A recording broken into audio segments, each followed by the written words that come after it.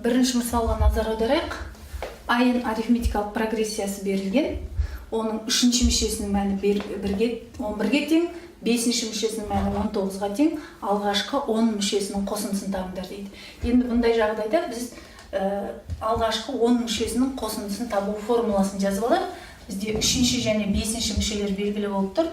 Онда S 10-шы мүшені табу үшін 2A1 қосылған 9-ды бөлінген 2 көбейтілген 10 деп жазсақ болады. Ендеше бірінші мүшемен бізге D керек екен. Үшінші мүшені өрнектейтін формуланы жазып аламыз. Үшінші мүше дегенім бірінші мүше қосылған 2D тең 11 болады екен. Яғни үшінші мүшенің формуласын жаздық. Одан кейін бесінші мүшенің формуласын жазамыз. Ол бірінші мүше қосылған 4D дегенді береді. Осы екеуінен біз жүйе құрып аламыз. Енді екі айнымасы бар теңдеулер жүйесін шешудің қосу әдісін пайдаланатын болсақ, мына жерде біз мүшелеп азайта салайық. А1-ден А1-ді азайтсақ 0, 2-дан 4-ді азайтсақ минус 2-ді. Мына жерде 19 екен. 11-ден 19-ді азайтсақ минус 8. Ендеше D тең болады 4-ге. Біздегі формуладағы D-нің орнына 4-ді қоя саламыз. Ал енді А1-ді табу үшін осы жоғарыдағы формуланың кез келген біреуін апарып қоя салайық. Сонда А1 тең болады 11 минус 8. Себебі 4-ті апарып мына жерге қойсақ, екі жерде 4-дің 8 болады. 8, одан А1 тең болады 3-ге. 8-ге 3-ті қоссаң 11. Енді апарып формулаға орнына қоямыз. Сонда бізде мынандай болады екен. S10 тең болады 2 көбейту А1-дің мәні 3, 9 көбейту D-нің мәні 4, бөлінген 2 көбейту 10. 2 мен 10-ды қысқартып жіберейік. Сонда 2 жерде 3-ің 6, қосылған 9-ды 4-ке 4 9-ың 36, көбейту 5. 6-ға 36-ны қоссақ, 2 6-ның 12, 42 болады, көбейту 5. 2 бес 10, 0 бір ойда, 4 жерде 5-ің 20, 21. Яғни мына қосындының мәні 210-ға тең болады екен. Келесі мысалға назар аударайық. Айын арифметикалық прогрессиясының 4-ші мүшесі 9-ға, 9-шы мүшесі минус 6-ға теңді, алғашқы n мүшесінің қосындысы 54-ге тең дейді. Осыны пайдаланып мүшелер санын анықтаңдар дейді. Енді біз бағанағыдай 4-ші мүшенің формуласын ашамыз. А1 қосылған 3D тең болады 9-ға. Ал 9-шы мүшесі дегеніміз А1 қосылған 8D тең болады минус 6-ға. Жүйе құрып аламыз. Тура жаңағыдай мүшелеп азайту әдісіне салсақ, А1-ден А1-ді азайтамыз 0, 3-тен 8-ді азайтамыз минус 5D, 9-дан азайтамыз минус 6-ны. Минуспен азайтудағы минус плюске айналады, 9-ға 6-ны қосу болады, сонда 15 болып шығады. Сонда D-нің мәні 15-ті минус 5-ке бөлсек, минус 3 деген шығады екен. Енді бізге бұл не үшін керек? Жаңағы SN-нің формуласында 2A1 деген бар. Ендеше A1 керек. D-нің мәнін орнына қойып, A1-ді тауып алайық. A1 тең болады 9 минус 3D. 3 көбейтілген D-нің орнына минус 3-ті қоя салам.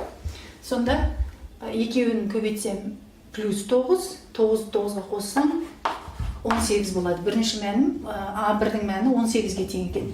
Енді SN-нің формуласын ашайық. SN дегеніміз бізге нені береді? 2A1 қосылған n-1D бөлінген 2 көбейтілген n тең 54 деген беріп тұр екен. Енді осы жердегі А1-дің орнына 18-ді, D-нің орнында минус 3-ті қойып жазамыз. Сонда мынандай өрнек шығады. 2-ні 18-ге көбейтеміз. Қосу, n-1-ге қазірше ештеңе жазбаймыз. Көбейту, D-нің орнына минус 3-ті қоямыз. Бөлімінде 2, көбейту n тең 54 болады. Енді осы жазудағы бөлу 2-ні біз көбейту 2 деп теңдікті оң жағына өткізіп жіберіп, мына жақшаларды ашып, ұқсас мүшелерін біріктірейік. 2-ні 18-ге көбейтсем 36 болады. 2 8 16, 36 болады. Енді минусы бар жақшаны ашқан кезде минус 3n плюс 3 болады. Бұның барлығы бізде n-ге көбейтіледі. Тең 54-ті 2-ге көбейтсең 108 болады. Себебі 4-ті 2-ге көбейтсең 8, 2 жерде 5-ің 10, 108 болады. Енді шақшаның ішіндегі өрнекті ұқсас мүшесін біріктіріп алайық. 36-ға 3-ті қоссақ 39 болады. Минус 3n болады. Оны көбейтеміз n-ге. Тең 108. Шақшаны көбейтудің үлестіру заңымен ашып жіберейік. Сонда 39n минус 3n квадрат тең 108 болады. Бәрі 3-ке бөлінеді, және теңдіктің сол жағынан оң жағына қарай өткізейік. Сонда n квадрат минус 13 плюс 108-ді 3-ке бөлсек, 3 жерде 3-ің 9, 18, 3-6, 18 болады екен. Не мынандай теңдік шықты. Мына жерде n бар, 13n. Енді дискриминантын тауып жіберейік. 13-тің квадраты 169 минус 36-ны 4-ке көбейтсең, 6, 4, 24, 2 сөйді, 3, 4, 12, 13, 14, 144. 169-дан 144 азайтсақ, 25. Ендеше, n біріншінің мәні 13 минус 5 бөлінген 2. 13-тен 5 азайтсақ, 8, 8-ді 2-ге бөлсек 4. n-нің екінші мәні 13-ке 5-ті қосамыз.